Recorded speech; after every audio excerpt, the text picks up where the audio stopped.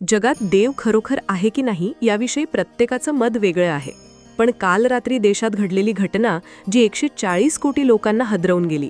एका मंदिरातून चोरांनी देवांच्या मूर्ती चोरल्या, पण त्यानंतर त्या मूर्तींनी जे केलं ते ऐकून तुमच्या अंगावर अक्षरशः शहारे येतील. त्या चोरांना देवाच्या मूर्तीने कशी अद्दल घडवली हे ऐकून तुम्ही थक्क व्हाल.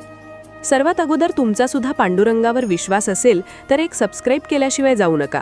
मी कमेंटमध्ये रामकृष्ण हरी लिहायचा अजिबात विसरू नका. देवाच्या मूर्तीने केलेला हा चमत्कार पूर्ण देशभरात व्हायरल झालाय. जगातील प्रसिद्ध शास्त्रज्ञांनी देखील चकित व्यक्त केलंय. या चमत्काराचा अभ्यास करायला देशातले वैज्ञानिक या गावात आले आहेत. आता नक्की देव आहे की नाही या प्रश्नाचं उत्तर तुम्हाला या घटनेतून नक्की मिळेल. एक आश्चर्यकारक घटना, देशाला हादरवणारी घटना, जी घडली एका छोट्याशा गावात, जिथे चोरांनी मंदिरातील मूर्ती चोरली आणि त्या मूर्तीने त्यांच्याबरोबर असा चमत्कार घडवला की जी ऐकून देशभरातील शास्त्रज्ञ हैराण झाले. ही घटना आहे भगवान श्रीराम, माता सीता आणि भगवान लक्ष्मण यांच्या मूर्तीची, ज्यांनी चोरांना धडा शिकवला. देव आहे की नाही या गोष्टीवर तुमच्या मनात शंका असेल तर ही घटना नक्की ऐका. तुम्हाला विचार करायला भाग पाडेल. या रहस्यमय घटनेचा आपण खुलासा करणार आहोत. मध्य प्रदेशातील एका छोट्या भागात एक प्राचीन मंदिर होतं. हे मंदिर साधारणपणे 250 ते 300 वर्ष जुनं आहे. या मंदिरात भगवान श्रीराम, माता सीता, लक्ष्मण आणि हनुमानजी यांच्या मूर्ती विराजमान आहेत. हे मंदिर भगवान शिव आणि श्रीराम यांच्या मंदिराने ओळखलं जातं. दूरवरून भक्त या मंदिरात दर्शनासाठी येतात. नवसाला पावणं मंदिर म्हणून पूर्ण मध्य प्रदेशात याची ख्याती आहे. मंदिरात मूर्तींवर सोन्याचे दागिने आहेत, जे एका भक्ताने भेट म्हणून दिलेले आहेत. दागिने वजनाने खूप जड आहेत आणि जे एका प्रसिद्ध सोनाराने मूर्तींवर बसवले आहेत. ते अशा पद्धतीने बसवले गेले आहेत की जे कुणी काढून घेऊ शकत नाही, त्यांची चोरी कुणी करू शकत नाही. पण एके रात्री जेव्हा गाव शांत झोपलं होतं तेव्हाच काही चोरांनी या मंदिरावर डोळा ठेवला. देवाच्या या मूर्त्यांवर वजनदार दागिने अत्यंत आकर्षक आणि किमती मौल्यवान असा खजिना आहे, म्हणून पूर्ण राज्यात चर्चा होतीच. मग चोरांनी ठरवलं की एक दिवशी हे दागिने आपण चोरून नेऊ आणि विकू. चोरांनी प्लॅनिंग सुरू केलं. मंदिर उघडण्याची वेळ, मंदिर बंद होण्याची वेळ, मंदिरात कोण येतं कोण जातं, पुजारी कोण आहे, संपूर्ण प्लॅनिंग केलं.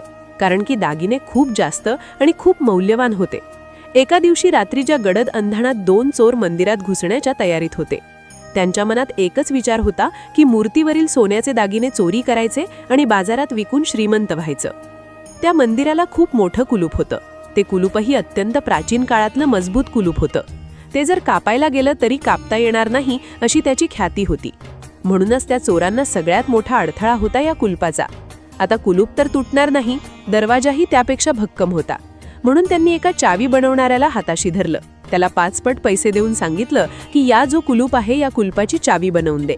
त्या कुलूप चावी बनवणाऱ्याने देखील त्यांना चावी बनवून दिली आणि तीच चावी घेऊन हे चोर त्या गडद रात्री मंदिराच्या कुलपासमोर उभे होते. गावामध्ये भयानक शांतता होती. त्यांनी ती चावी कुलपात घातली आणि कुलूप उघडलं. आता कुलूप उघडल्यावर त्यांना वाटलं की आता मंदिरात कुणी नसेल, फक्त मूर्ती आणि अंधार असेल. पण दिसलं काहीतरी वेगळंच. एक विचित्र गोष्ट त्यांना मंदिरामध्ये दिसली. मंदिरात कुठेही दिवा सुरू नव्हता, कुठल्याही प्रकारचा प्रकाश नव्हता, लाईट नव्हता, कुठलाही बल्ब तिथे नव्हता. पण मंदिरातून एक प्रकाश मूर्तीतून बाहेर पडत होता. मूर्तीतून एक तेजस्वी प्रकाश येत होता. हा प्रकाश इतका तीव्र होता की ज्यामुळे संपूर्ण मंदिर उजळून निघालं होतं. पहिल्यांदा चोरांना फार भीती वाटली की कुठलाही लाईट नाहीये, कुठलाही बल्ब नाहीये, कुठला दिवा नाहीये, पण हा प्रकाश कुठून येतोय? चोर ते पाहून घाबरले. चोरांना वाटलं देवाने काहीतरी चमत्कार केलाय. एक चोर तर बाहेर पळायला सुरुवात झाला, पण दुसऱ्या चोराने त्याला धीर दिला. त्याने हिंमत दिली. तो म्हटला, काहीच नाही, आपण जे काम करायला आलोय ते करून घ्या. ही शेवटची संधी आहे, यानंतर पुन्हा संधी मिळणार नाही. मग त्यांनी हिंमत करून दागिने काढायला सुरुवात केली. त्यांनी देवाच्या अंगावरचे, गळ्यातले, कमरेभोवतीचे सर्व दागिने ओढायला सुरुवात केली. आधी ते काढायला सुरुवात केली. त्यांना वाटलं ते आपोआप गळ्यामधून निघे येतील. आता गळ्यामध्ये काही हार होते, हातामधील काही कडे होते, पायामध्येही काही विशिष्ट आभूषणं होते. त्यांनी ते काढण्याचा प्रयत्न केला. सगळ्यात आधी त्यांनी गळ्यातला दागिना काढण्याचा प्रयत्न केला, पण तो काय काढता येईना. जो सोनार होता त्याने ते इतक्या चातुर्याने बसवले होते की ते अजिबातच हलत नव्हते. त्याने अशा विशिष्ट प्रकारे त्यांची फिटिंग केली होती की त्याने ते निघतच नव्हते. मग आता चोरांच्या लक्षात आलं फार उशीर झालाय. त्यामुळे आता त्यांनी दागिनेऐवजी मूर्त्याच घेऊन जाव्यात असा त्यांनी विचार केला. 250 ते 300 वर्ष जुन्या या मूर्त्या आहेत. दागिने तर दागिन्यांचे पैसे तर मिळतीलच, पण या मूर्ती जरी बाजारात विकल्या तरी लाखो रुपये याचे देखील मिळतील, म्हणजे डबल फायदा. मग त्यांनी श्रीराम, सीतामाता आणि लक्ष्मणांची मूर्ती जमिनीतून उपसण्यास सुरुवात केली. आता त्या मूर्त्या देखील निघत नव्हत्या, पण काही वेळातच त्यांना यश आले. हलवून हलवून त्यांनी त्या मूर्त्या त्या ठिकाणी काढल्या. मग आता या तिन्ही मूर्त्या त्यांनी जेव्हा काढल्या आणि त्यानंतर हनुमानजींची देखील तिथे मूर्ती होती. आता हनुमानजींची मूर्ती हलवण्याचा प्रयत्न केला, पण ती इतकी जड होती की ती हललीच नाही.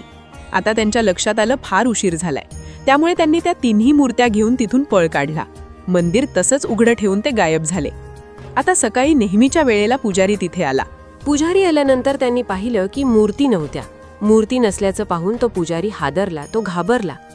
त्यांनी गावात आरडाओरडा सुरू केला आणि आमच्या मूर्ती ज्या आहेत ते चोरीला गेल्या असं त्यांनी गावात सांगितलं. निरोप दिला. संपूर्ण गावकरी एकत्र आले.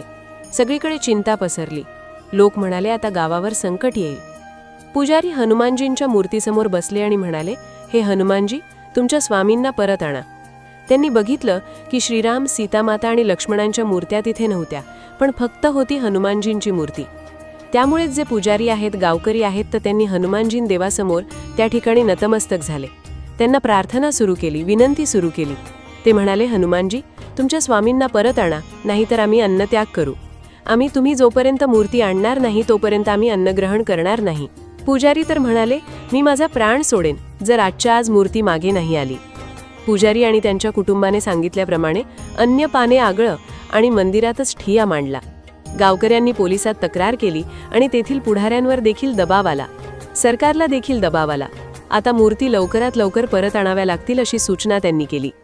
चोरांनी मूर्ती कुठे नेल्या होत्या, काय केलं होतं, ही घटना आता पुढे उलगडायला सुरुवात झाली. चोरांनी मूर्ती आपल्या घरातच लपवल्या होत्या. चोर हे दूर राहणारे होते, त्यामुळे त्या मूर्त्या त्यांनी घरातच लपवल्या होत्या. रात्री जेवण करून ते झोपल्याच्या तयारीत होते, पण अचानक एका चोराला झोपेत एक भयंकर स्वप्न पडलं. त्यांना स्वप्नामध्ये असं दिसलं की एक विशाल मोठा वानर त्याच्या छातीवर बसला आहे आणि ओरडत आहे, म्हणत आहे, माझ्या स्वामींना परत मंदिरात घेऊन जा. तो घाबरून जागा झाला. दुसऱ्या चोराला सांगू लागला. दुसऱ्या चोरांनी त्याची थट्टा केली. अरे बाबा, हे तुझ्या मनाचे खेळ आहे, झोप, काहीच होत नाही, ही सगळी अंधश्रद्धा आहे. पण अवघ्या अर्ध्या तासात दुसऱ्या चोरालाही सेम स्वप्न पडलं. त्यालाही प्रचंड मोठं वानर दिसलं. ते त्याच्या छातीवर बसून त्याला धमकी देत होतं, मूर्ती परत नेऊन ठेव, नाहीतर तुझ्यावर मी असं काहीतरी करेल की तुझं आयुष्य संपेल. आता दोन्ही चोर घाबरले. दोघांना एकाच वेळी एकच स्वप्न कसं पडलं, आणि तेही माझ्या स्वामींना घरी घेऊन जा असं वानराचं स्वप्न. म्हणजेच हनुमानजी हे वानराच्या रूपात येऊन बोलतात की काय, अशी चर्चा, घाबरलेली चर्चा त्या दोन्ही चोरांमध्ये सुरू झाली. आता त्यांनी ठरवलं की ते मूर्ती घेऊन पळून जाणार होते आणि ते ब्लॅक मार्केटमध्ये ती मूर्ती विकणार होते. आता त्यांनी ठरवले की मूर्ती लवकरात लवकर आपल्याला विकावी लागेल, अन्यथा असे स्वप्न आपल्याला पडत राहतील. मग त्यांनी ठरवले की मूर्ती घेऊन जाऊन आपण मार्केटमध्ये विकून टाकू. पण पुन्हा जेव्हा ती काढलेली मूर्ती ते उचलायला गेले, तर ते उचलायला गेल्यानंतर एक आश्चर्यकारक गोष्ट घडली.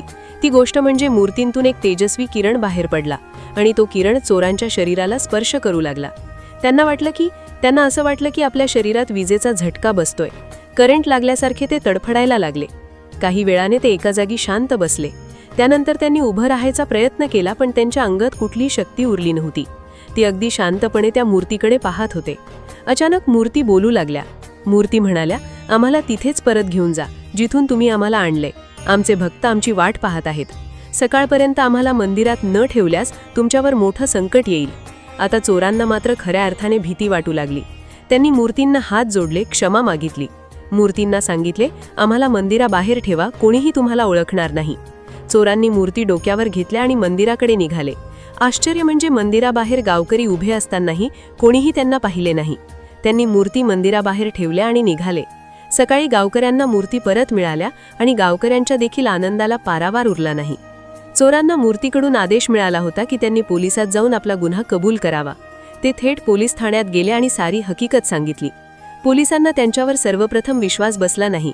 त्यांनी चोरांना वेडे समजून सोडून दिले, जसे मूर्तीने सांगितले होते. त्यानंतर चोर पुजाऱ्यांकडे दिले. पुजारी मोठ्या मनाचे होते. त्यांनी चोरांना माफ केले. असे सांगितले, आता चोरीचं काम सोडा आणि प्रामाणिक जीवन जगा. पुजाऱ्यांनी चोरांना गावात कोणालाही न सांगण्याचे वचन दिले.